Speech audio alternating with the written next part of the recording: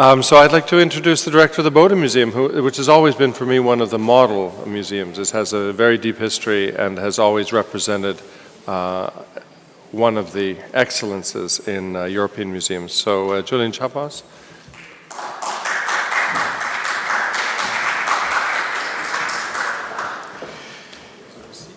Thank you very much. I want to say thank you first to Monsignor Verdon and the Opera del Duomo for the very gracious invitation to take part in this very exciting meeting and symposium, and also congratulations on what I find is a breathtakingly beautiful museology. And I will elope from the lunch break to go spend an hour in a museum before we return. Most people who work in museums, whether guards or curators, electricians or educators, share the belief that art enriches life. Art brings a value that cannot be quantified, but that contributes to personal fulfillment and well-being, and also to the maintenance of an open and tolerant society. We read in the press that a certain exhibition on the Impressionists of Michelangelo has drawn hundreds of thousands of visitors. The number of visitors is certainly an easy-to-use metric, but it is not without problems. It is certainly not the only indicator of the quality of museum programs. On the slide, you see a little girl looking absolutely entranced by the portrait of Michelle Obama after it was unveiled in the National Portrait Gallery in Washington. Museums are often perceived as expensive institutions, benefiting only a small segment of the population, and I believe this perception is extremely detrimental to the survival of museums. Unless we build lasting relationships with younger generations so that those generations in turn take ownership of museums and continue to use them, museums will sooner or later cease to exist. So the question that interests us is how to establish deep and lasting relationships between the inhabitants of a city or a country and the museums that serve them. I do not have a miracle recipe, alas. However, I would like to offer a few observations based on my own experience. In my opinion, it is neither possible nor desirable to dictate visitor experience in a museum. What museum professionals must provide, however, are the conditions for experiences that are rewarding and meaningful. People go to museums for a variety of reasons, and unless it is to vandalize works of art, I think that all of them are valid. The art historian Ernst Gombrich wrote that if some people like Impressionist painting, an example on the screen, because it reminds them of a family outing or a day spent in the country, that's perfectly fine. Others go to museums because they are curious and want to know more about the past and other cultures. But there are even deeper reasons to go to a museum, as the following anecdote shows. This is the National Gallery in Washington. Phil Nolan, the founder of the Getty Museum Leadership Institute, told me that one day during a summer internship at the United States Congress in Washington, and it was more than 50 years ago, he was visiting the National Gallery of Art. A famous senator was also in the museum, and he was alone. With the lack of inhibition that comes with youth, Phil Nolan approached him and asked, "Senator, why do you come to the National Gallery?" And the old man replied, "I'm meeting with my wife." She had died several years previously, and the senator came to the National Gallery to see her favorite paintings. For him, visiting the museum was intimately linked to the loss of his wife, and it helped him mourn. We were in the Prado, now we're in Vienna. I do not think it is possible or even defensible from an ethical point of view to engineer or even suggest this type of museum experience. However, we can only hope that this way of appreciating works of art is possible in our museums. We should want art to reach our visitors deeply and to transport them. So my ideal goal is I want people who visit my museum to come out transformed, but what is my reality in Berlin? The Bode Museum, located on the tip of Museum Island, reopened in 2006 after several years of renovation. It contains one of the most important collections of European sculpture in the world, here the Four Evangelists by Tilman Riemenschneider, around 1490, with works dating from late antiquity to the early 19th century. When I took over as head of the museum in 2008, the majority of visitors were of a rather advanced age and came mainly from the cultured middle class, which is called in German Bildungsbürgertum. The education department of the Berlin museums had much to offer children. However, for those who were over 12, there was nothing. So I decided to focus specifically on education for adolescents. The Bode Museum is not an easy museum. More than half the works on view have a Christian iconography that is increasingly difficult for a large part of the public to understand. In addition, the building looks like a fortified palace. Many young people do not feel welcome at all, and their primary reaction is often, "What am I doing here?" Why should a renowned museum like the Bode Museum, praised by specialists, endowed with an impressive collection and reopened only 12 years ago, make an effort to reach younger generations? The first reason is sadly pragmatic. It concerns the survival of the institution. I believe museums are at a crossroads. Either they succeed in connecting to younger generations, or they are threatened with closure, and the latter in 20 years, when the young people of today will be the ones who decide how public funds are allocated. And if you think I'm joking, this development is already well underway in several European countries, such as the United Kingdom, the Netherlands, and Austria, where financial resources are distributed to different institutions according to the perceived societal relevance of each. Let's examine what's happening in the Netherlands, a country where I studied and which I know a little bit. The Rijksmuseum, a name which translates into State Museum, is considered indispensable to Dutch identity. Pictures like Rembrandt's Night Watch on the screen embody the ideal of a responsible and egalitarian society where the vigilance of all citizens ensures the cohesion of the group. And indeed, the painting is the portrait of one of the civic militias of Amsterdam, whose function it was to ensure the security of the city. The painting serves as a backdrop for major state events, such as here, the meeting in 2013 between Barack Obama, then President of the United States, with Mark Rutte, the Prime Minister of the Netherlands. The Dutch government has decreed that all school children must see the night watch at least once during their schooling. The Rijksmuseum has entered a partnership with Albert Heijn, the main Dutch chain of supermarkets. A selection of works of art from the museum is reproduced on milk cartons, which I believe is a marketing stroke of genius. In the Netherlands, the Rijksmuseum receives the lion's share of the public subsidies allocated to museums. Other museums are less fortunate. The Tropenmuseum, or Museum of the Tropics, was threatened with closure in 2011 as the government planned to cut all its funding. The museum was considered of secondary importance for society.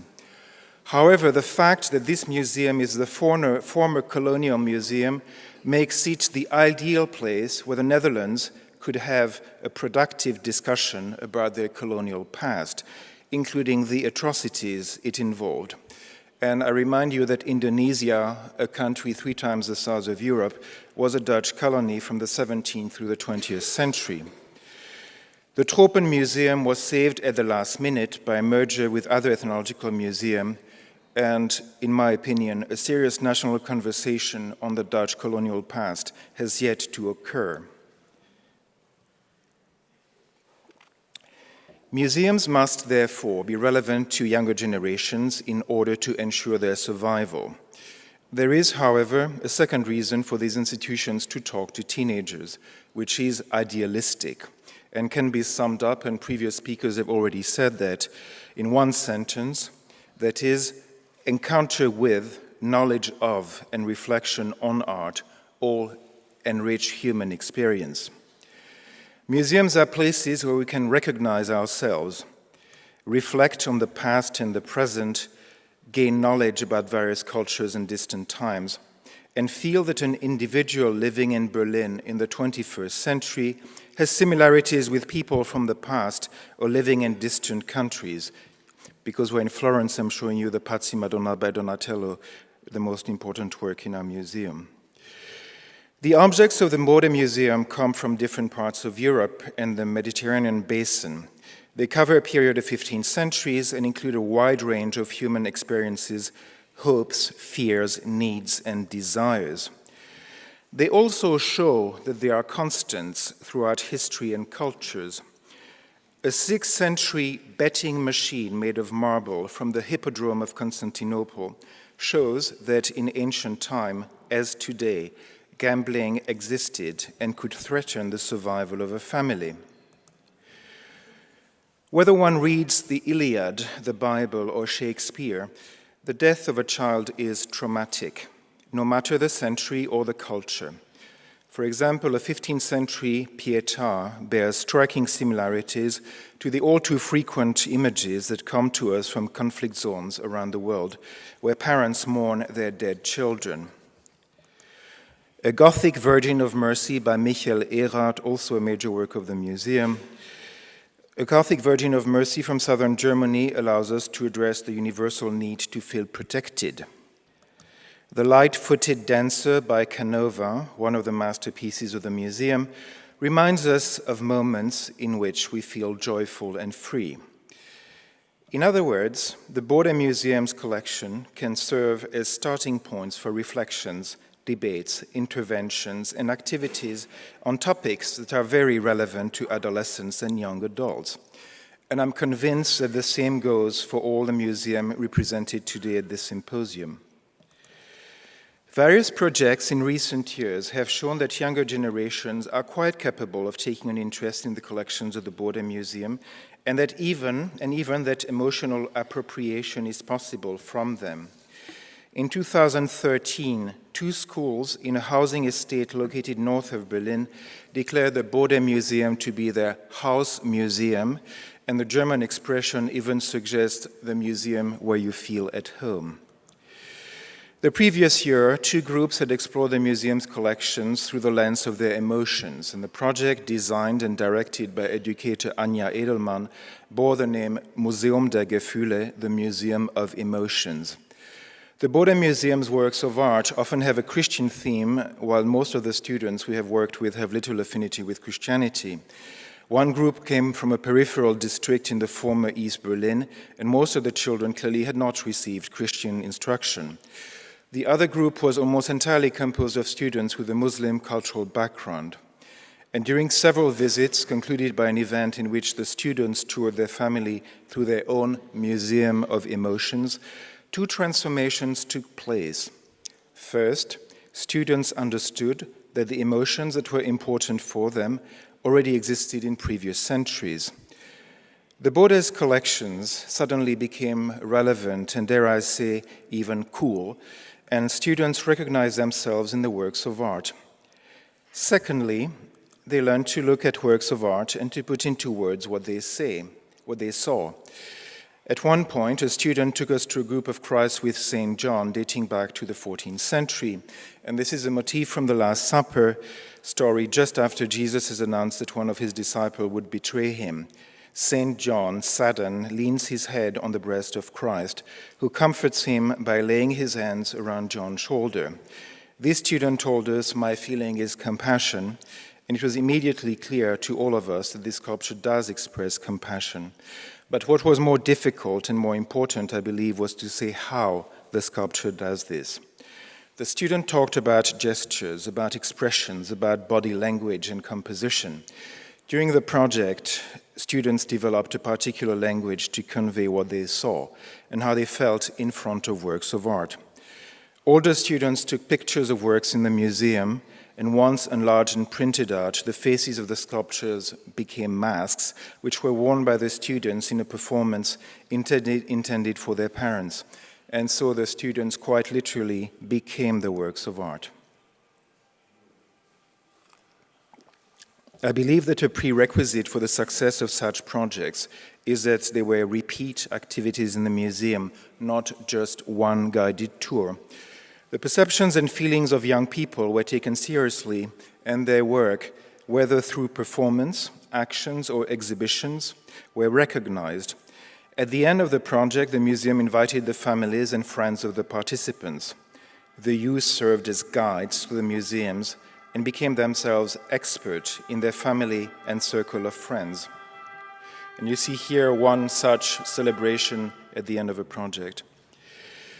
It does not matter if the pupils and students transform themselves into statues in choreographic performances, if they photographed the play of light on sculptures and exhibited their pictures in the museum, or if they took the works of art as a starting point for new narratives. Here, a student who built up a complete story around the sculpture of Diana in the background. Their work represents a new vision of the museum and its collections, and this vision is not that of the institution, but of a part of its public. The activities at the museum became for them something rewarding, and I think it's extremely important that the institution give young people a sense of worth, that it takes them seriously, and that their perception is worth listening to. Most of the participants had never been to the Bode Museum, and there were also some for whom it was the first contact with any museum. At first, they experienced the place as alienating, as having nothing to do with them. In most cases, at the end of the project, they felt invested and that they identified with the museum. The quote from a 17-year-old student says, "The first time we came through the entrance hall of the Bode Museum, we thought, what does this have to do with me? I'm not interested. It doesn't interest me. The museum seemed to me to be a huge, completely unattractive colossus. With every day that we spent here, the colossus became smaller. Now it's just so gross," and he marks the space between his thumb and his index finger. "I feel myself really at home here. I know what interests me and where to find it." The main lesson that I draw from these experiences is the following. A purely affirmative education program leads to alienation and exclusion. And by that I mean the traditional guided tour, where one person explains to a group why a work is important. This format absolutely has its place in museums, but it is not right as the first approach for teenagers. Participatory education, which takes pupils' perception seriously, allows them to identify with the museum. And as an institution, we must give others the opportunity to interpret our works. We must be ready to see ourselves through their eyes. These ideas and concepts are now being implemented on a large scale. We are fortunate to transform the Bode Museum into an education laboratory. The project is called Lab Bode. We received no less than 6 million euros from the Kulturstiftung des Bundes, the Federal Foundation for Culture, which allows us for 4 years, from 2017 until the end of 2020, to increase the number of workforce positions in education from 1/2. When I started, there was one person responsible for 2 museums, to 11 educators. The project is based on a two-sided collaboration. On the one side, 9 schools in Berlin, ranging from high school in well-to-do neighborhoods to schools of children deemed problematic, are taking part. You see a workshop with the so-called problematic children who simply cannot stand still, and getting them to engage with works of art in an environment when you're not supposed to run through the space is in itself a huge challenge. On the other side is a partnership with 20 museums across Germany that face the same challenges as we do. The audience is mostly older, and the young people are struggling to understand their collections. Each partner museum has to create a new position in education, and this person participates in a series of discussions and activities at the Bode Museum to then put into practice the achievement in his or her own institution. The idea is that the Lab Bode inoculates other museums throughout Germany. The project is a work in progress, and we are still at the experience gathering stage, and there are not many concrete results that I can share with you today. We are doing a tremendous amount of documentation which will be put online along with the strategies that we develop and test, and the idea is to create a sort of toolbox that is virtual and accessible to all museums worldwide. However much I act with pragmatism, I need to aim high just to achieve satisfactory results. What I hope to achieve is a change of mentality on several levels. The first one is a change of mentality in museums themselves. The importance of education must be recognized as equivalent to that of curatorship, and this equivalence translates both into space made available for education, but also in equivalences in salary and the number of staff. For La Bode, we emptied 4 exhibition galleries, which are now spaces for education, and I can tell you that this was a major battle. A change of mentality must happen in the schools. We want them to use museums more naturally as a place for teaching. Activities in the museum should become part of the curriculum. Collections could be used in the teaching not only of art and history, but also German, mathematics, and other disciplines. I was greatly encouraged by what a mathematics teacher told me. She spent a week with us and said, I can use the museum, I can use perspective, geometry, proportions to teach mathematics. And this was, I would not believe that this was possible. The third one is a change in mentality at the political level. Free admissions to museums should become universal, as is the case in the United Kingdom. In almost all the museums I know, and certainly in the museums where I've worked, which is the Metropolitan Museum and the Berlin Museums, the income generated by admission tickets does not represent more than 15% of the operation budget. The 12 euros that we at the Bode Museum demand of our visitors are, however, a real barrier for many of the inhabitants of Berlin and the surrounding area. And I believe that if we want local population to take ownership of the museums, everyone must be able to visit them.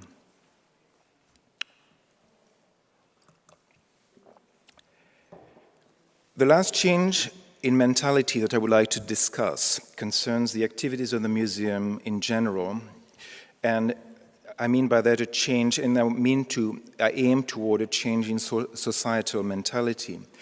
I am not so naive as to believe that museums alone can thwart the rise of the extreme right in Europe or the United States.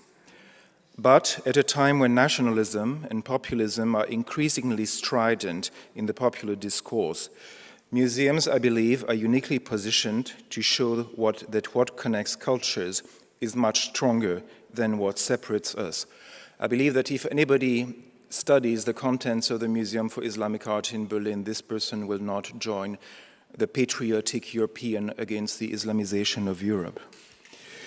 We communicate this idea through exhibitions. In 2015, we did an exhibition with the Museums of Egyptian Art and Islamic Art in Berlin, which was entitled One God, Abraham's Legacy on the Nile. The exhibition was about the coexistence of the 3 religions of the book, Judaism, Christianity, and Islam, in Egypt during the first millennium of our era.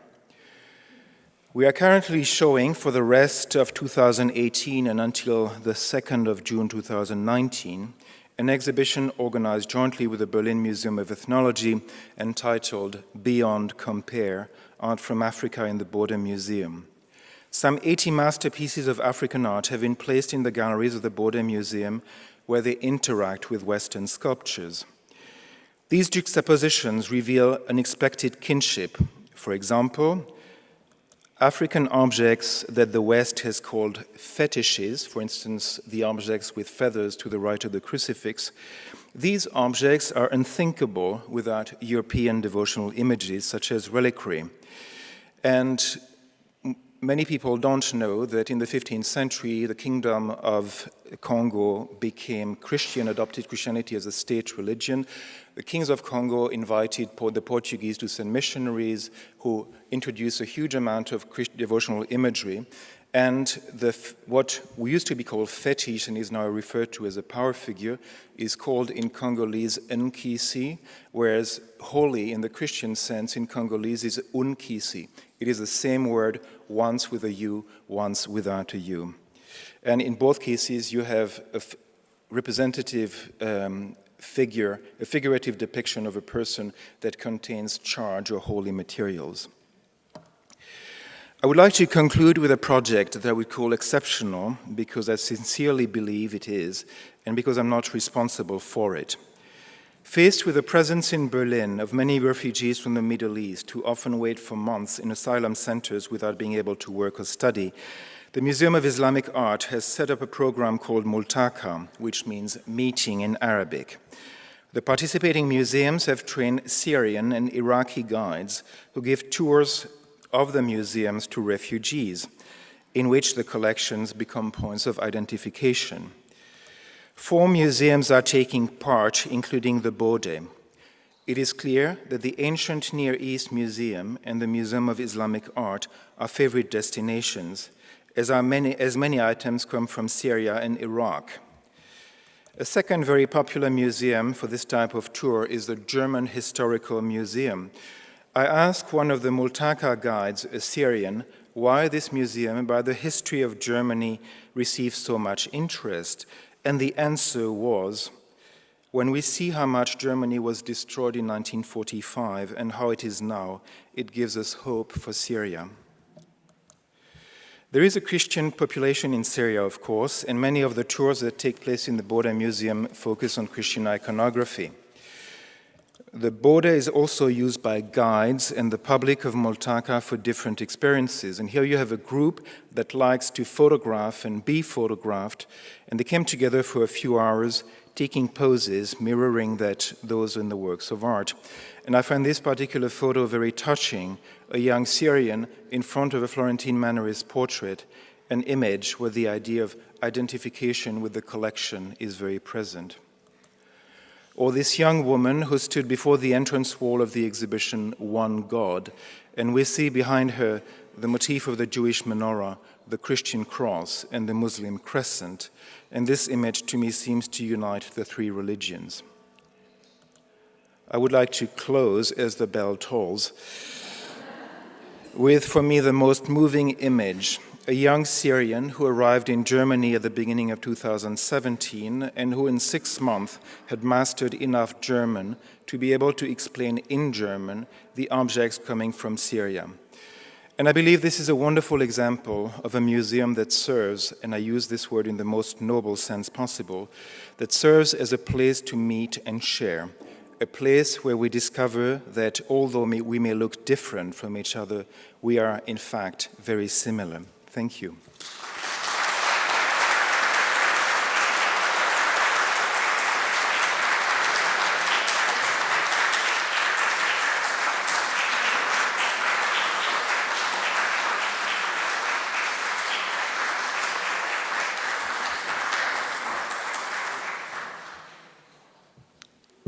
Not much to add to that.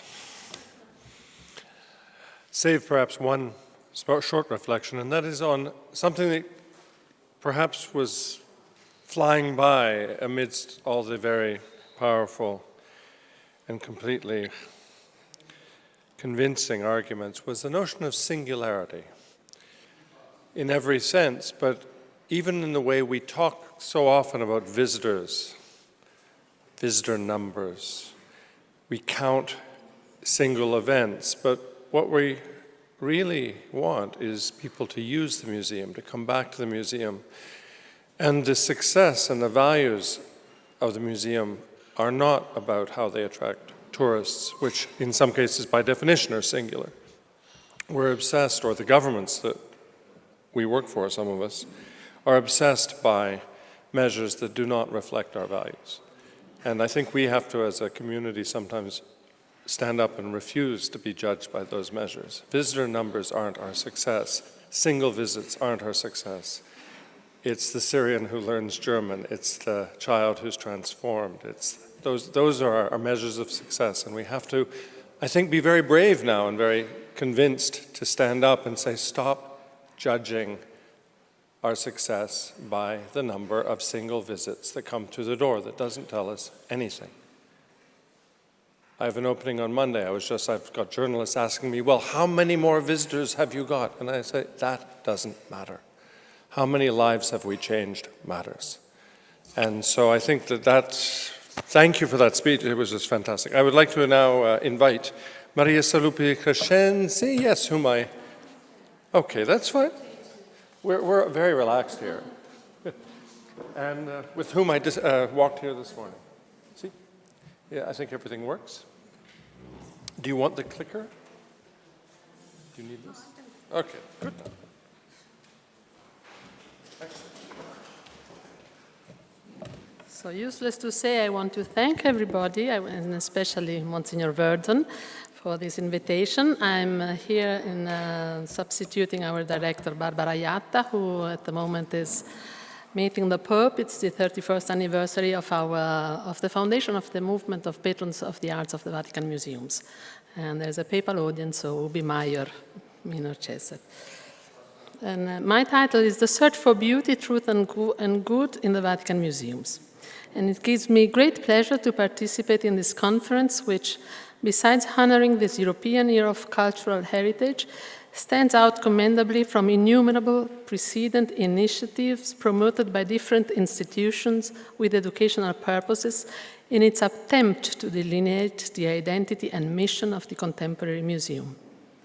It moves decisively from the visual angle, leaving aside the boring diatribe wanting to assert the primacy of the managerial aspect of the museums at the expense of artistic and conservation aspects, which plows an unbridgeable furrow between two different schools of thought in order to solicit reflection on the potential ethical facet of a museum. If we ask ourselves the question, is it possible to believe that 21st century museums are able to mold in their visitors' minds a sense of the dignity of the human individual by means of the way in which they show their art?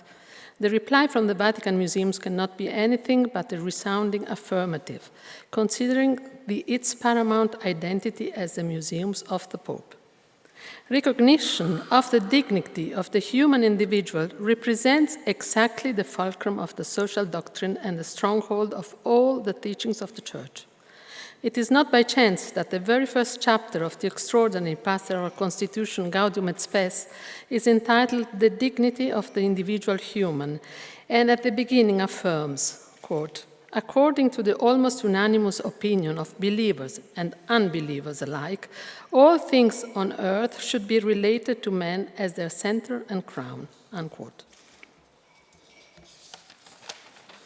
From the Christian perspective, the inalienable dignity of man, insofar as being unique and unrepeatable, finds uncomfortable justification in the Bible, where the book of Genesis reveals how man has been created in the image of God.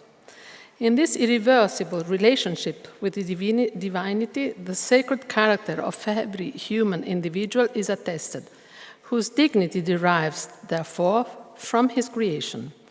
A founding principle which goes well beyond being a social convention and on which the Church bases a strenuous defense and an assiduous promotion of the rights of men and women, so that it is reputed to be universal and inviolable. Human dignity is a term increasingly inflated in our days, at the center of an unending debate in philosophical, theological, social, bioethical fields, etc. However, it often appears confused in its meaning, which is clarified in the cogent definition in the Treccani Italian dictionary. Quote, the term comes from the Latin dignitas, retraces the Greek axioma, which means both dignity and axiom, condition of moral nobility in which man is placed according to his rank, his intrinsic qualities, and his human nature, a condition that makes people respect certain orders or makes them respect themselves. End of quote. If the term implies excellence and worthiness, the consequence is that this merits respect. Human dignity is born with the individual himself. It is a cultural value as well as an ethical principle on which all the other values, rights, and juridical obligations recognized by men are founded and indissolubly correlated. If dignity derives from man's own nature, which is common to all the human race, it therefore appears evident how a consonance between a Christian vision and a secular one has necessarily to be discerned. The Universal Declaration of Human Rights, which this year celebrates its 70th anniversary, working for the first time on secular principles, managed to codify civil, political, economic, and cultural rights, which together are able to promote that integral human development, which is the objective of the social doctrine of the Church. Returning to the clue, to the Vatican Museum's reply provided to the question posed earlier, and before any debate with representatives here from so many prestigious museums, it stems from the unique character of the museums of the Holy See, which in a global panorama represent something unicum in terms of identity, mission, and specificity of containers and content. Contrary to the great contemporary museums, those of the Vatican did not spring from a particular project directed by an archistar, who, so often overcome by a desire for self-affirmation, realizes a personal work of art so astonishing as to monopolize attention, obscuring the purpose for which the work was commissioned. On the contrary, the Vatican Museums are a living organism developed over 5 centuries and molded on the basis of cultural orientation, aesthetic choices, and museological and museographical criteria in constant evolution. The various museums are arranged in a composite group of buildings which have been progressively added over time, commissioned from time to time ad hoc, or readapted for new uses in a continuing difficult assimilation of extremely heterogeneous pre-existing architecture constrained within tight territorial limits. As far as the contents are concerned, it's best to resort to numbers here rather than words. The number of visitors is constantly growing, factor which would seem to legitimize a very high rate of planetary approval expressed by visitors in the face of an unquantifiable spiritual, historical, artistic, and anthropological heritage. Treasures that have come down to us, enriched from the beginnings of the Renaissance until today by educated pontiffs, open to new ideas and often precursor of them, who continually collected, preserved, and evaluated artistic works of men from all quarters of the globe, from its thousands of years of history. The Vatican Museums inevitably always declined in the plural, escaped being included in the UNESCO list of museums because they could be on the 11 categories, either museums of art, museums of history and archaeology, museums of science and technology, of ethnography and anthropology, historic monuments and archaeological sites, all of which makes the expression museum system adopted by Antonio Paolucci appear very fitting. Besides the collections, which range from ancient Egyptian to contemporary art, the presence of a series of exclusive areas of the Apostolic Palaces must be added. These are included, or rather confused, in the almost infinite sequence of museum spaces which make up a visitor's route extending for an estimated 7 kilometers. Visitors hurry distractedly through incomparably beautiful halls, such as the Borgia apartment, the Raphael rooms, the Map Gallery, the Niccolene and Sistine chapels, without understanding nor remotely imagining that besides being masterpieces of Renaissance art, these spaces were originally places of worship or camere secrete, id as private chambers, for the exclusive use of the pontiff and his court. For the victims of this worldwide tourism, the object is to reach, in record time, the fatal attraction, that is the Sistine Chapel, which the powerful forces of mass conditioning have imposed on them as the essential object of desire. Tourist groups who complete their visit in an hour and a half are the counterpart of those visitors attracted to the less crowded sectors, where they can immerse themselves and transform their visit into an opportunity for growth. In the democratization of culture, only time can impose classifications, distinguishing tourists categorically from lovers of lifelong learning. As well as the visitors, of course, we must consider the presence of the hundreds of professionals in the Vatican museums, from the curators of the various departments to the scientists in the conservator's office and the diagnostic laboratory for conservation and restoration, from the restorers of 7 specialized laboratories. There are also staffs for inventory, archives, photographic documentation, and finally, exhibition and education departments whose attention is not focused simply on the globalized icon of the creation of Adam, by now totally deprived of its value by abuse for publicity purposes. In the eyes of all these people, every object, whether on display or in store, is an object worthy of the same care, from painted Egyptian wooden coffins to the ceremonial canoe vucapi from the Solomon Islands. From a marble portrait bust of a Roman emperor to that of Adolfo Wild, from an Etruscan bronze cauldron to an elegant Gothic chalice, from the Pucumani grave post from the Tiwi Islands to the celebrated Buon Pastore, and from Caravaggio's Deposition to the video art installation of Studio Azzurro, the examples are endless. Every single object is the bearer of equal dignity in respect of the work which the artist has realized, approaching in some way, and better than any other man, the mystery of God's creation. Another peculiarity of the Vatican Museum is that there is no foundation charter, so that for the solemn inauguration of the celebration of 5 centuries of the museums, the date of 14 January 2006 was chosen, referring back to the sensational discovery of the Laocoon, which happened by accident on the Esquilin Hill on that day in 1506. Quote, all Rome day and night gathered at that house which appeared as in Jubilee, end of quote. Indeed, contemporary sources attest to the fame which surrounded the group as soon as it was extracted from the earth and promptly associated with the masterpiece of Agesilander Polydoros and Athenodoros, recorded by Pliny as, quote, opus omnibus et picture et statuarie artis preferendum, unquote.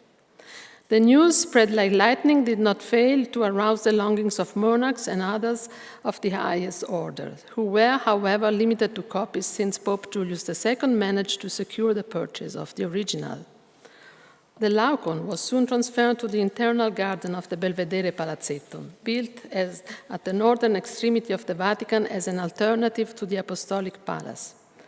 Pope Julius II then had these 2 poles, standing 300 meters distant from one another, connected by the corridor designed by Bramante, who planned also the headboard, which is in the Belvedere, prepared for a museum of ancient statues. This collection of ancient statues, which is generally considered to have been the first nucleus of the Vatican museums, was in reality a very long way away from being a museum as understood today. In the opusculum De Mirabilibus Nove et Veteris Urbis Rome, the first guide to Rome, published in 1510, Francesco Albertini describes the garden of the statues of Julius II, recording that the line from Virgil's Aeneid, Proculeste, profani, was inscribed above the entrance. Keep away, ye uninitiated. The warning addressed to Aeneas by the Sibyl at the entrance to hell would have precluded the access to that garden gladdened by statues and fountains, an ideal of Parnassus, which was reserved for the pontiff himself, his guests, and artists. New statues bought or received as gifts by successive popes continued to enrich this antiquarium until the mid-1500s, but the advent of the Counter-Reformation marked a drastic standstill. In the radically altered cultural and moral climate, all the statues were at serious risk of being dispersed, in that way that they were judged to be idol antiqua, pagan idols, whose presence in the headquarters of the Vicar of Christ was unbecoming. Pius V decided to hand over the 146 Vatican sculptures to the Roman populace, and only a very strong opposition from the College of Cardinals managed in extremis to scale back the size of the gift, so that only 30 sculptures, in fact, passed from the Vatican to the Capitoline Hill. The idola remained in the Vatican on condition of their being hidden from you, and so they were closed within their niches where they remained unseen for more than a century, until emerging from oblivion and once more arousing the interest of the popes with the election of Clement XI Albani from a family for a long time meritorious in the history of collections. Oops. The new pope did not just limit himself to the conservation and restoration of the antiquities already present in the collection of the Antiquarium, but wanted to set out a new museum, entrusting the task to Monsignor Francesco Bianchini, who in 1703 was named Commissioner of the Antiquities of Rome. He was an erudite Veronese scholar of illustrious reputation and among the most distinguished men living in Rome in the 1700s, collected original documents and antique and medieval material withdrawn from the pontifical gardens, churches, monasteries, and the antiquarian markets of the city. His grandiose project for an ecclesiastical museum had, however, to be cut back on account of the adverse economic and political conditions of the time, and was already dispersed by 1716. The handwritten inventory drawn up by Bianchini himself survives in a codex in Verona. The idea which had inspired Francesco Bianchini's ecclesiastical museum was not lost, however, but had to wait for the pontificate of Benedict XIV to be realized. Then, as the great scholar priest Ludovico Muratori recorded, quote, "It is many centuries since the Church has been provided with a pontiff so learned and so practical in pastoral government," unquote, expressing well how on all sides the gifts of intelligence, prudence, and doctrine recognized in this Pope were held in the highest esteem.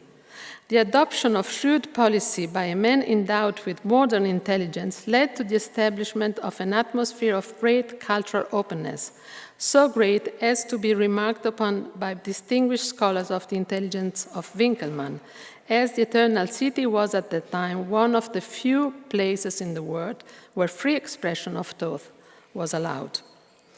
The Pope promoted lively cultural activity, not limited to artistic fields only, but a forerunner in understanding the importance of the development of the sciences for the purposes of improving the conditions of humanity. Benedict XIV's pontificate coincided with what was perhaps the most fervid period of cultural life in the 18th century's Rome, animated by personalities of the highest national and international quality who became part of the pontiff's erudite entourage. From these people came many solicitations in favor of recovering the project of Bianchini, which had been supported by Clement XI, of creating a museum of antiquities in which to bring together the mass of precious material coming from the purchase of private collections and the exploration of the catacombs, began in the wake of profound interest for the excavations and the study of Christian epigraphy developed during the 17th and 18th centuries. The idea clearly did not appear alien to the pontiff, who identified an area for the new museum near the Vatican Library, which, since the beginning of the Age of Enlightenment, whilst continuing to care for the strictly library heritage, had also been open to antiquarian and artistic developments, forming the nuclei of the collection, such as that of papal medals, begun in 1738.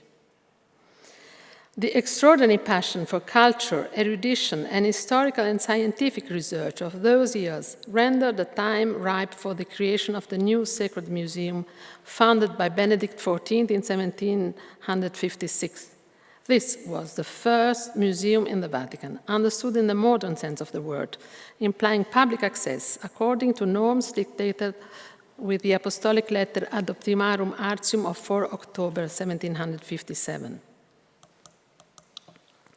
The educational and catechetical implications of the Papal Museums were clearly perceived and set out in the elegant dedicatory tablet surmounted by the Lambertini arms above the entrance door.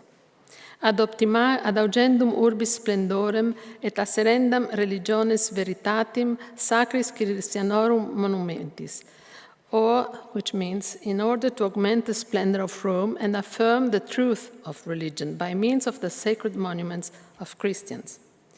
Within beautiful walnut display cases designed ad hoc, lamps, glass, bronzes, terracotta, and furnishings coming largely from the catacombs were exhibited. According to a very modern understanding, these were selected not so much for their aesthetic qualities, based on artistic criteria, as for their value as documents which were able to give historical foundation to the origins of Christianity. Next, the expansion of the collection with the influx of new nuclei determined the birth of the Profane Museum, the first museum of non-Christian antiquities in the Vatican, instituted by Clement XIII at the far end of Piero Ligorio's corridor, directly opposite Sacred Museum. The seed sown by Benedict XIV with the first museum bore further rich fruit, recognizable in the grandiose Pio Clementino, which gave glory to Pius VI, and the rich 1800s were marked by the foundation of the Etruscan, Egyptian, Gregorian Profane Museum and Pius Christian Museum. Finally, the enlarged vision of the 1900s shows the creation of the Ethnological Missionary Museum, the Picture Gallery, the collection of modern religious art of Paul VI, the Historic Museum, and the Carriage Pavilion.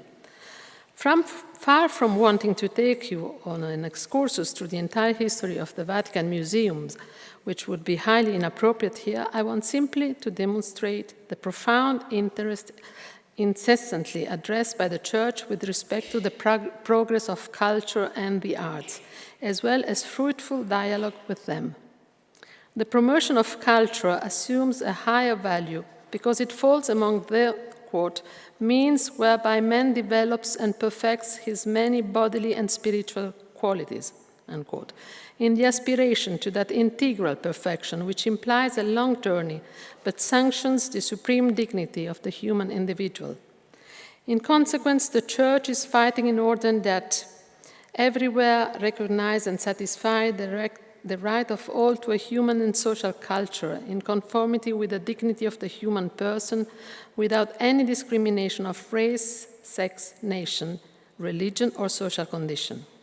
Therefore, it is necessary to provide all with a sufficient quantity of cultural benefits, lest very many be prevented from cooperating in the promotion of the common God in a truly human manner because of illiteracy and the lack of responsible activity. Once again, one notes a complete harmony between Christian and secular vision in Article 26 of the Universal Declaration of Human Rights, which calls for the right of every individual to education, which, quote, shall be directed to the full development of the human personality and to the strengthening of respect for human rights and fundamental freedoms. It shall promote understanding, tolerance, and friendship among all nations, racial or religious groups, and shall further the activities of the United Nations for the maintenance of peace, unquote. The cultural policy of the Church makes use of its artistic heritage as an instrument of universal communication of incomparable effectiveness in support of its mission among men and women everywhere.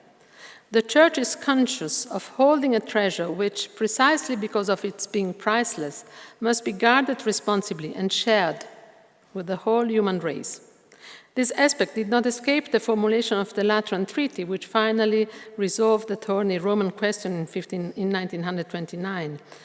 And Article 18, which also recognized ownership of the artistic collections, introduces a clause concerning accessibility so that, quote, the treasures of art and science existing within Vatican City and the Lateran Palace will remain open to scholars and visitors, reserving to the Holy See full liberty to regulate the access of the public, unquote. The constructive fervor that animated the Vatican of the 1930s in order to endow the newly instituted state with the structures necessary for its functioning included the opening of a new entrance to the museums through the northern section of the Vatican walls, inaugurated by Pius XI, which for the first time gave the public direct access to the papal collection from Italian territory. The post-treaty period signaled an historic turning point for the Vatican museums as they were forced to emerge from a certain degree of isolation. Under the long and wise directorship of Bartolomeo Nogara, Biagio Biaggetti, founder of the Picture Restoration Laboratory in the early 20s, realized their depth when compared with the great museums of the world. The process was accelerated during the years after the Second World War as the result of rapid social evolution and, in particular, radical changes in museological and museographic concepts, which assailed art museums with the taking over of new interpretations as to the social use. In this new perspective, museums also had to propose themselves as propulsive elements in the cultural growth of society, strengthening and entrenching the dignity of citizens. The Holy See was not slow to respond to these changes taking place, and Carlo Pietrangeli's direction, ably supported by his treasurer and secretary Walter Passegati, brought a breath of international air into the process of modernization with the sending of Vatican works of art to exhibitions taking place around the world, the creation of movement of United States patrons and supporters, and the great restoration campaigns led by Gianluigi Colalucci in the Sistine Chapel, called at the time the Restoration of the Century. The advent of the third millennium has again imposed another turning point for the Vatican museums, resolutely led by the directorship of Antonio Paolucci. Adjustment to the standards of other great institutions has brought with it improvements in the functioning of the welcoming services intended for ever-increasing numbers of a cosmopolitan and demanding public, combined with an expansion of the educational phase of the museums.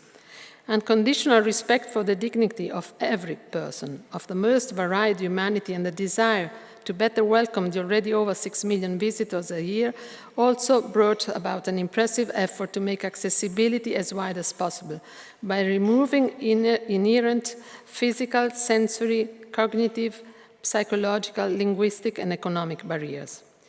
The first barrier to be relaxed was that of time, with extension of daily visiting hours, extraordinary evening opening, exclusive visits before and after public hours, and so that nobody should be excluded, free entry every last Sunday in the month. To facilitate access to heritage from the point of view of the contents, the museum collections are now equipped with the latest up-to-date tools. For remote access, the website has been fully renovated and greatly enriched in academic content, and the precious catalog online in process of implementation provides information relating to movable works of art on display, which can now be accessed online. Another barrier has fallen with the offer, free of charge, of guided tours in sign language for deaf visitors conducted by deaf guides, specially trained ad hoc in the museums.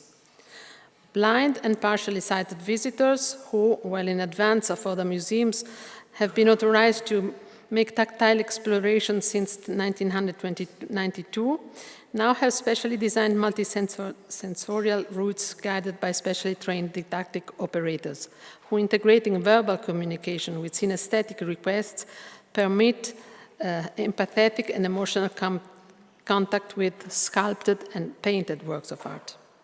In terms of space, accessibility has been improved by the creation of autonomous routes for disabled, resulting from the challenge posed by finding a solution to an antinomian requirement. It is that of breaking down architectural barriers whilst respecting the tight constraints of the medieval and Renaissance settings.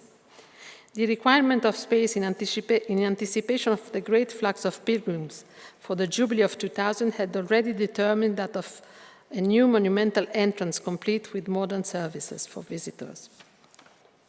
Pope John Paul II, who inaugurated it in the year 2000, defined the new entrance as one of the most significant entrances to the Holy See, open to all the world as an expression of the renewed will of the Church to enter into dialogue with mankind in the sign of art and culture, making available to all the great heritage entrusted to it by history. In Pope John Paul's metaphorical language, the museums of the Holy See, whose educational and catechetical mission was perceived ab origine by Benedict XIV, acquire a symbolic value in the globalized world of an entrance open to all the world.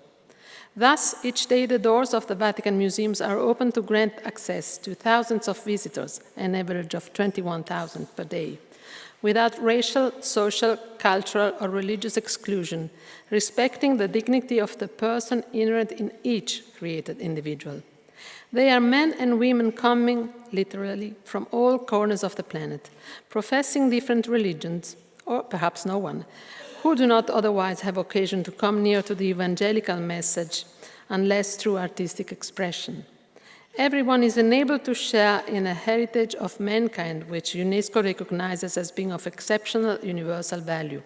And heritage, needless to say, can only express its educational potential in the moment in which it is enjoyed and interpreted and takes on a new meaning. The almost infinite variety of visitors, bearers of very different cultural heritage, immeasurably widens one's point of view, and heritage becomes a privileged tool for promoting that intercultural and interreligious dialogue which represents the focus of the universal mission of the Church. Under the influence of culture, differences dissolve, and it doesn't matter whether we communicate solely in our own language or in Russian, Arabic, Indian, or Chinese.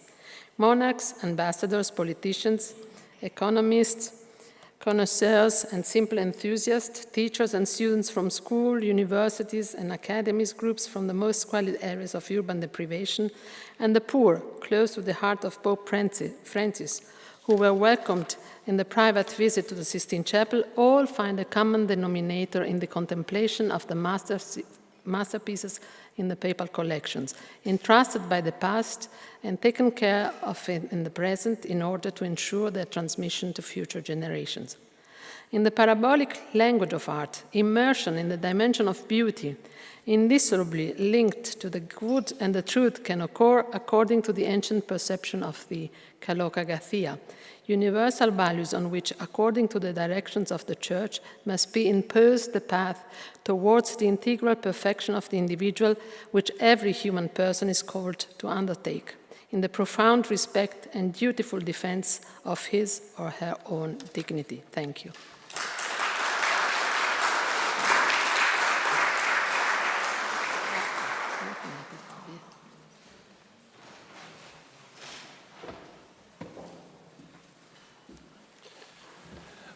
Thank you very much. It makes me think of the fact that the people who come to museums are not only unknown, but they're also in some senses unknowable, in the way that we have to avoid the temptation of thinking we know everything about everybody who's coming, because in a sense that's a form of arrogance on our part. And it's linked to, again, mechanisms of marketing. If we can only know who comes, then we can target them better. I think this betrays actually a fundamental problem of thinking, and a moral issue, is that part of the freedom that we offer visitors is to allow them to be who they are when they are, because people are not infinitely definable. A person, let's say a Japanese-American mother of three who's a lawyer comes to the museum, but does she come as a mother, as a lawyer, as a Japanese? So I think that, so again, in all these recurring ideas of dignity, it's also about leaving space. And as Julien was saying, I touched on one thing that was also recalled by a great Italian educator, Loris Malaguzzi, who worked in Reggio Emilia, when he said that the goal of great teaching isn't actually the learning that happens. The measure of a great teaching is creating the conditions for learning. What we do is create conditions, but then we have to withdraw from the field, because to do otherwise is to actually reimpose a system of experts and ignorant. On that note, one of the great challenges we face, of course, I face at the Brera, we now get TripAdvisor comments on Brera saying, I went to the Museum of Religious Art. And of course, when I look at Raffaello and the Sposalizio, I, da prescindere, notwithstanding whatever faith I may or may not have, I see Raffaello. But increasingly, in a polarized world, in a world in which religion and fundamentalism is becoming a bearer of identity, people say, oh, well, you have a museum of religious art. It's true.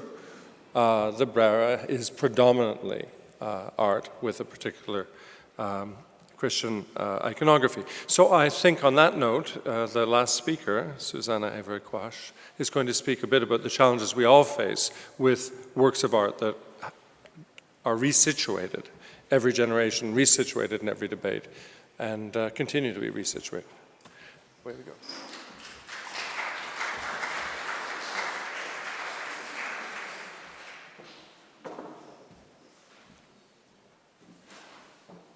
Thank you very much for the kind invitation to speak, and greetings from Gabriele Finaldi, our director. Museums can increase our sense of well-being, inspire, challenge, and stimulate us with society facing issues such as poverty, inequality, intolerance, and discrimination. Museums can help us understand, debate, challenge these concerns. I've chosen to start with this quotation from the Museums Association of Great Britain because it speaks to our conference's overarching theme. Drawing on past experience and current thinking at the National Gallery in London, I wish to consider 3 interconnected areas to do with audiences, engagement, and messages. First, what does the National Gallery understand its societal role, in the broadest sense, to be? Secondly, how is the gallery engaging with its audiences? And thirdly, what does a gallery want to communicate to its visitors? Given the strong presence of Christian art in its collections, how does a gallery seek to mediate between this type of content and contemporary, often secular, audiences? I'll conclude by reiterating key points arising from this paper that may usefully feed into a mission statement about human dignity in art institutions today. Our visitors come from across the globe and are of diverse social, economic, and faith backgrounds, and are of hugely varying age and educational experience. Ideas concerning the gallery's audience and its societal role have shifted. Its core functions were traditionally recognized as fostering creativity and to push boundaries of debate in the visual arts. This remit has expanded recently to include a more general fostering of well-being in society. These pivotal roles, firstly, fostering creativity, secondly, pushing debate in the visual arts, and thirdly, facilitating well-being, are transforming the gallery from being an attractive place to visit to one that can play a significant part in public life. At a time when the arts and humanities are under threat in the UK, the gallery is keener than ever not only to be an effective advocate for its collections and exhibitions, but more generally to champion the universal benefits that art and culture bring. Achieving accessibility for all and meeting the needs of all involves a 2-stage process: physical access to the pictures, followed by access in terms of engagement with them. In terms first of physical access, a gallery is committed to allowing, quote, the public to use the collection as its own by maintaining free admission during the most convenient possible hours and to make as much as possible of the permanent collection. The notion of free admission is worth stressing, as it is something which differentiates the gallery from many other UK non-national museums and most counterparts in Europe, America, and Asia. Our visitors are charged only for temporary exhibitions. Late night is proving a good way of attracting broader, especially younger audiences, especially if we put on innovative experiences. We had the highest ever visitor attendance of over 16,000 visitors in 3 hours for this event here, our Halloween Late in 2016. Thought is constantly given to ways of making more space available, and I show you here our most recent edition. In February 2017, Gallery B opened in what was formerly an area used by our art handling department. With the help of technology, the gallery now offers permanent virtual access to its paintings. Its website, and I'll show you just an example here, provides high-resolution images that you can then examine in great detail by using a zoom facility that you can see on the far side of the screen. The gallery seeks to accommodate all needs in terms of access to and within the site, within the constraints of a Grade 1 listed building. The gallery now subscribes, interestingly, to what's known in the UK as a social model of disability. And that this concurs that it is our responsibility to make adjustments and design suitable for all needs. And hence, just a few examples, we provide facilities such as a loan of wheelchairs and folding chairs, level access of 4 entrances, adapted lavatories, and with the welcome of assistance dogs. Today, over 60% of our physical audience is international. In recognition of this fact, the gallery's 2016-17 Wayfinding project implemented easier-to-use maps and a flexible signage system. Audio guides are available in a dozen foreign languages. And as one of Britain's so-called encyclopedic museums, and I say this with passion, despite being on the brink of Brexit, the gallery wishes to remain a museum for the world. Determined to encourage ever more people to engage with its pictures, the gallery has started to explore various ways of sharing its collection beyond its walls. One novel way of breaking down barriers between the collection and the public has been to use Trafalgar Square as an alfresco gallery space. For instance, a spectacular display some 8 meters high, recreated with real blooms, Boschart's A Still Life of flowers in the Wanli vase during the 2016 exhibition Dutch Flowers. While, to coincide with the 2016-17 exhibition Beyond Caravaggio, the Italian theatre troupe Quadri Plastici recreated as living tableau 2 paintings by Caravaggio from the exhibition. Furthermore, the gallery is keen to develop its presence in the public realm. A start was made when it hosted in early 2017 a display of the shortlisted proposals for the 2018 and 2020 commissions for the 4th plinth on Trafalgar Square. Now going on to think about facilitating engagement with audiences. Let's turn to consider the second question concerning how the gallery seeks to engage its diverse visitors by looking at and thinking about its collection. Our strategic plan for 2018 to 23 makes relevant engagement a core objective. Quote, "The National Gallery has an important role to play in enabling people to understand and negotiate the changes that society is undergoing by providing long-term historical perspective, mediated access to works of art of great significance and beauty, and a safe environment for reflection on questions of identity, beliefs, and the relationship between the past and the present." It's here that, to my mind, the importance of appreciating difference comes to the fore.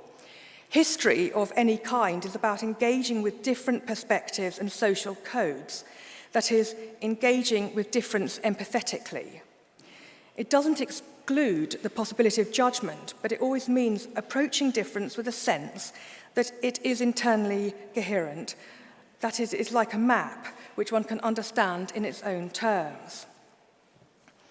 At the same time that postmodernism has brought the notion of difference to the fore, it's also questioned universalist notions of objective reality and promoted a multi-perspectival approach.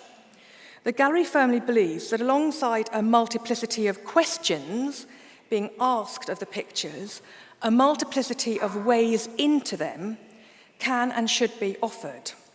This, what I call a plurality of perspective, is a suitable stance for the gallery to adopt, giving the varying levels of knowledge, backgrounds, interests, and learning styles of visitors to the gallery today. There are several ways in which we can trace this principle working in practice at the gallery. At a basic level, interpretation and ways of looking at the collection is made as broad-ranging as possible. As part of this approach, the offer offers a variety of amounts of information and level of interpretation. Furthermore, the information comes through a variety of channels, whether written or oral, delivered live or recorded, The gallery is placing an ever-increasing emphasis on digital provision, as we all are, in order to extend our reach beyond the gallery's physical space and promote alternative ways of engaging from those traditionally offered purely on-site. The gallery is now disseminating content digitally through its own website and social media channels, as well as partnering up with third parties. As just one example to share with you, in August 2017, our Sunflowers Live experience, a partnership with Facebook and 4 other museums across the world, created a virtual exhibition of the 5 versions of Van Gogh's sunflowers held in these separate museums. I want to say something about offering a depth of encounter versus visitor numbers. The gallery is now seeking in everything it does to promote different modes of engagement, modes that are perceived as both welcoming and meaningful. Work has been done recently to think afresh about the principles the gallery wishes to espouse in relation to the way it behaves and develops. Part of this exercise has involved developing an ideal tone of voice for the gallery. A manner of address which is perceived as welcoming and conversational is being introduced across everything the gallery does. Another part of the exercise is to ensure that a visitor's positive engagement experience doesn't finish with the paintings, but is felt consistently and holistically throughout the entire visit, from the welcome it receives at the door, to the toilet facilities, to the cup of coffee, to what's available in the shop. I want to talk now about pursuing an audience-centred approach. The gallery's traditionally offered formal and informal learning programmes, but it's been developing 2 further strands of learning defined in the field as, quote, professional contexts and experiences and well-being. Factoring personal experience into any programme requires creating opportunities for audiences to participate, give feedback, or be in control of their own learning, a way of learning that was pioneered in the UK in the school setting. The gallery is now pursuing an educational practice based on a mixed model of facilitated and self-directed learning experiences, and one structured around the concept of learning how rather than knowing that. So far, we've been thinking about who the different types of audiences are for the gallery and how it is seeking to engage in meaningful ways with them. It's time now to consider the third and final point of discussion, what the gallery is trying to communicate via different means to its vast and diverse audiences. A good test case to consider what the gallery wants to convey to its visitors is through analysing how it deals with a particular type of painting, which is arguably the hardest nut to crack, Christian subject matter, but one that is vital to offer effective engagement with, given that it represents about 1/3 of our collection and that it is such an essential part of Western civilization, and that its visual narrations also provide windows into the ethical and cultural values that shape Western culture, and that so many of the values embedded in its images, such as faithfulness, hope, and love, are of abiding worth and topics deserving of personal reflection. It's a truism that a large percentage of our visitors today do not share the faith such art represents. However, there have been episodes in which religious art has been the centre of attention in an entirely positive way. I'd like to focus on the gallery's blockbuster show, Seeing Salvation, the image of Christ, with which Gabriele Finaldi and I were intimately involved, and unpick some of the reasons that have been given for its success before going on to look at the ways the gallery's built on that experience.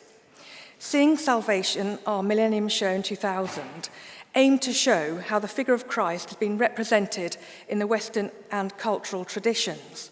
It also sought, as the catalogue put it, quote, to demonstrate that modern secular audiences can engage with the masterpieces of Christian art in an emotional as well as on an aesthetic or historical level. Seeing Salvation held public attention essentially because of the groundbreaking way it spoke about the exhibits. It did not focus solely on traditional art historical concerns such as attribution and dating, but rather sought to open up new ways for public engagement. The presentation was thematic, each room containing paintings and sculpture associated with a particular religious concept, with throughout a sensitive contextualization of the object so that the viewer could come away with a greater understanding of the world in which the work of art had been made and the function it originally served. Instead of delivering a sermon, the gallery told lots of stories and revealed new perspectives by opening up worlds in which this art made sense and whose ethos it contributed to. Many visitors' comments made this feeling of revelatory encounter very clear. One person wrote to the then director Neil McGregor, "Thank you for encouraging me to go into sections of the gallery that I usually ignore, i.e. religion, and helping me appreciate works of art that I usually walk past hurriedly to get to my favourite periods." And another person wrote in from the opposite end of the spectrum, confessing, "I came to this exhibition as a Christian, but now I wish to visit the gallery as an art lover in training." Since 2000, the galleries continue to put on more exhibitions which, following the precedent set by Seeing Salvation, have likewise sought to investigate in a transparent, informed and engaging way the religious content of its pictures and other fields of inquiry they fit into. If anything, the challenge of advocating for this form of art has become ever greater, not least because the number of people who have even a working knowledge of Christianity has declined sharply over the last 2 decades. The multi-perspectival approach to engaging exhibition visitors was again used in the Sacred Made Real that I show you here, and in Devotion by Design, Italian altarpieces. I've got time just to mention the second one here. Devotion by Design, Italian altarpieces before 1500, our exhibition of 2011, sought through a display of altarpieces to introduce audiences to a type of work in which the collection is rich, but yet often overlooked because at first glance they seem remote and irrelevant in today's world. The question of how the altarpieces were physically made was vividly addressed. Equally thought-provoking was the exhibition's exploration of the larger issue of purpose, why these things were created and what functions they performed. A church-like atmosphere, as you can see from this slide, was created in one gallery by placing an altarpiece behind an imitation of an altar with token cross and battery-operated votive candles, introducing seating resembling pews and lighting evocative of that of a 14th century Italian church. Once more, feedback suggested what the visitors liked about the exhibition was that the information, supplied in a variety of formats, dwelt on matters other than purely art historical concerns of authorship and dating. And furthermore, that the theological matter was dealt with in a way that was not proselytizing or patronizing, but accessible, digestible, interesting, and even surprising. The gallery's seriousness of purpose in relation to encouraging access to its collections through a range of perspectives was made concrete in 2011 when our then director, Sir Nicholas Penny, announced the establishment of 3 designated research strands that you can see down the bottom of the slide: art and religion, buying, collecting and display, and the meaning of making. And under each of these umbrellas, a variety of research exercises have been implemented, including in-depth analyses of individual paintings for galleries, catalogues and exhibitions, partnerships with UK universities for postgraduate teaching, and international research collaborations. The one I'm interested in telling you about today, Art and Religion, has carried forward the modus operandi of the Seeing Salvation model in various ways.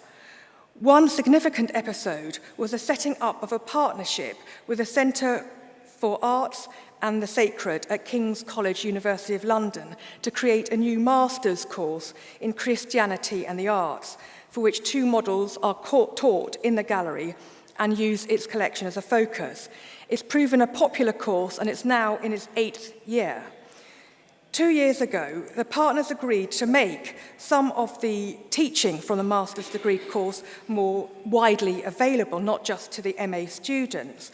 So the research behind its module on art as a theological medium was therefore refashioned to create 10 short videos, and you can see them here on the YouTube page, and they're also available on the gallery's site.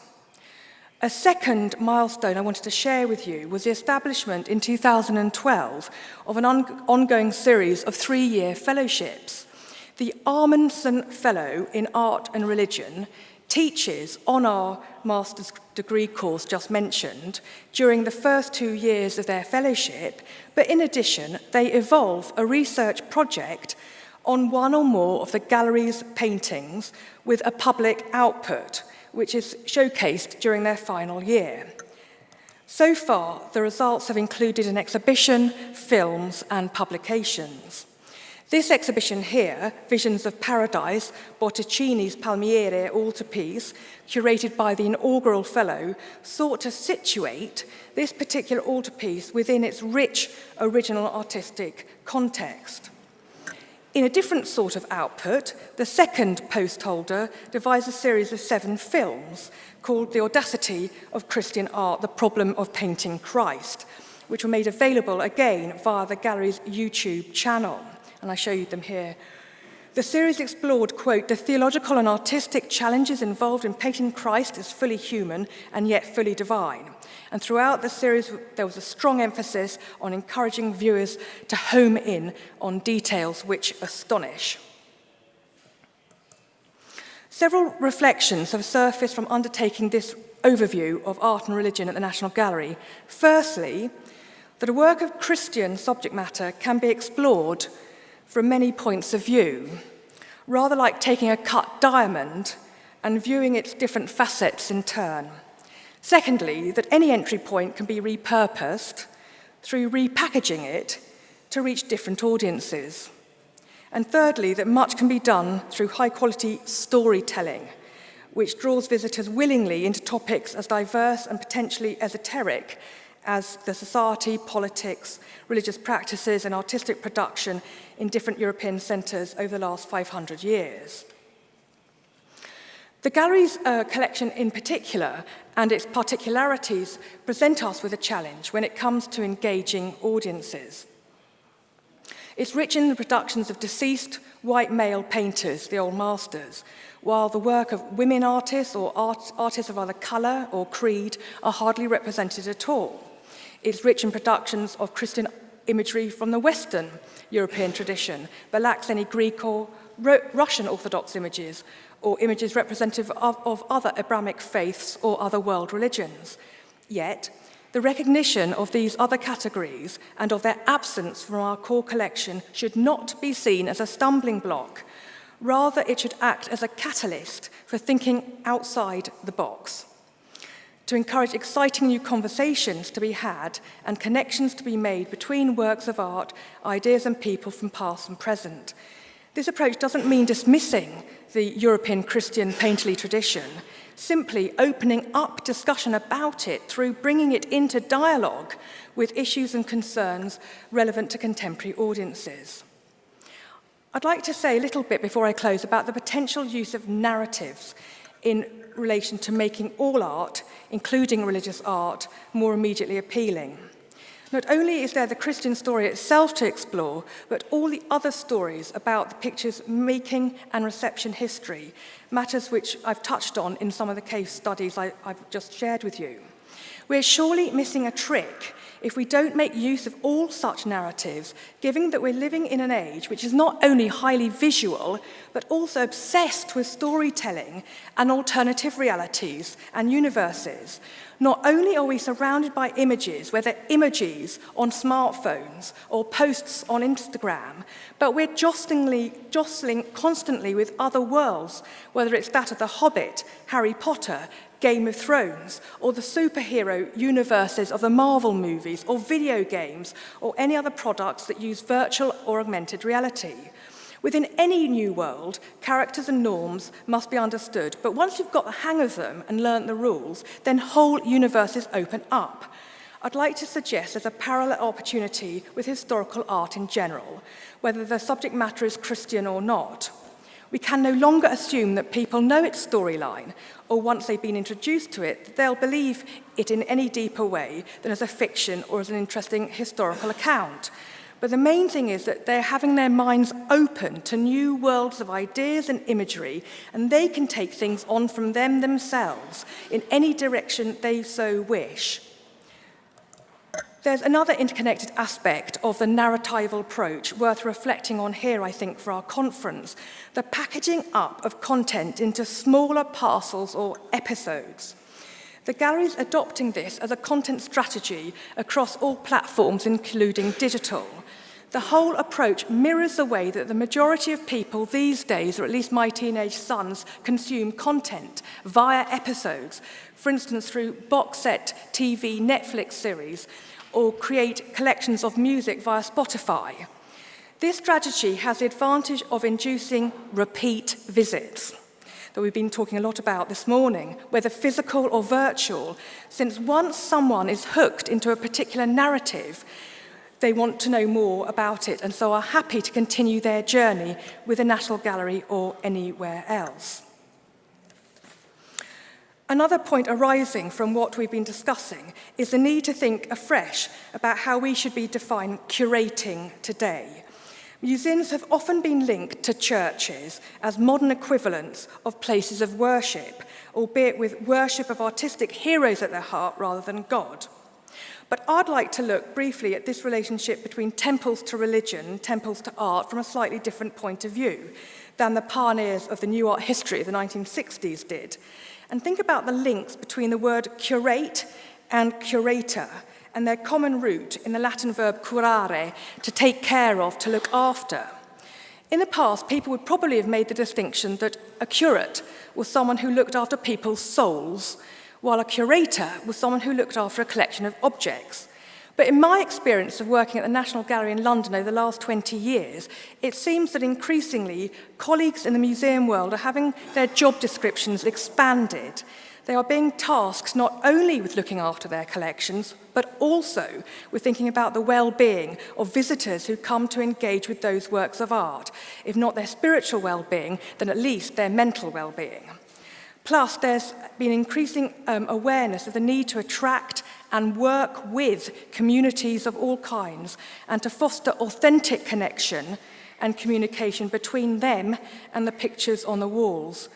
Consequently, it's inevitable, I would have thought, that any mission statement about the purpose of museums in the 21st century will have at its core audiences, whether individuals or groups, as much as art collections, and that more than likely we will find ourselves using language traditionally associated with the religious sphere, or for that matter, with a medical profession. I started with a quotation, and I'd like to finish with one. It's an extract from an article in the British press earlier this year, with a message which can be taken, I think, as a call to arms. Nick Cohen, a columnist for The Observer, in a provocative article entitled, in his article he wrote, "In losing art, we lose touch with others." He noted, "People now write for and talk to each other with rich variety when they are in their niches. But a paradox of diversity is that they communicate with an insulting simplicity when they try to address a general audience. They fear that anything more complicated or colourful, more sweeping in its range of allusions or bolder in its use of metaphor, will not be understood. The disappearance of Christian imagery tells you that they are right." Well, I hope that my paper's proven that Christian imagery is not dead and gone, and that where it has disappeared from consciousness, it can still be brought back to life and utilised in bold and imaginative ways that prove that entry into a potential new world and its juxtaposition with other worlds is thrilling, engaging, and formative, even transformative. My hope for the conference is that it will embolden us and our institutions to proclaim that we are ready and able to engage with difference directly, honestly, and in depth. And by bringing diverse audiences to diverse art through diverse means, we will be living out our message that connecting audiences with art positively transforms lives. Thank you very much.